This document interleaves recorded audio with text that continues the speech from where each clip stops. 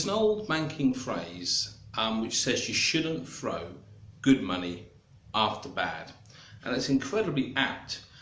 When clients say to me, should I borrow money for this? My first question to them is, why do you want to borrow money? And the second question is, what are you going to do with it? Now, they're very distinct things. Why do I want to borrow money? Now, if the client says, I'm going to get that money, I'm going to make sure the return on investment is tenfold, then brilliant. That's a great why. If the why is, I need to borrow money because I'm deep down in the you-know-what and I can't get out of it, then that's not necessarily a good reason to borrow money. That feeds into the second part, what do you want it for? So, if you answer in a very positive way to the first question, I'm going to return my investment for 10 times, or I'm going to use it to buy a property, which is a great asset for me and my family for years, my business, then brilliant. That answers the second part. Quite often, the answer to the second question is, I don't know, I just need to pay the bills this month. And that's a real problem for me. How do I ethically lend that client money when they've got no obvious way of repaying it? And the answer is, I can't. My lenders can't help them generally. And sometimes you have to be firm and say to a client, look, really this isn't the time to actually be borrowing money and putting more stress on the business. Now, borrowing money is great. It's what I make a living out of doing, of lending money to people, or arranging lending for people. So I need that. But it has to be under the right circumstances. If you borrow money, first of all, you've got to repay it. Second of all, you've got some initial fees to be involved in that. And thirdly, you're going to have some kind of interest payment, no matter what, as well as a monthly commitment. So you've got to make sure that the affordability is there to actually repay the loan. That might sound very straightforward, but if you're borrowing, let's just say £50,000 to get yourself out of trouble, you probably haven't got a vehicle to actually repay that debt. It's more of a finger in the air. I'm going to get some new contracts, I'm going to sell more, this rate of payment is going to come in finally. Well, you know what, it might not.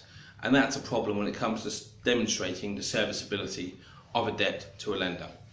Because a loan that sort of size is probably going to be scheduled over a 3-5 year period, so you're going to have some relatively high monthly commitments to actually meet the repayment of that loan. Unless you can show that that's a viable proposition, you're probably not going to get the money.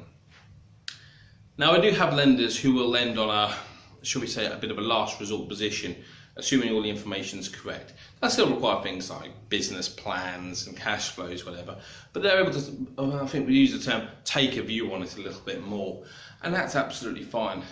As long as the client understands that this is the situation, they understand this lender here is pretty much not lending against a security, that sounds unfair, but they're lending the fact that they're not going to lose any money, they're going to be safe because they've got security in the background, and they're able to effectively take your word for it with the backing of some cash flow forecasts and some sales projections that you're going to repay it.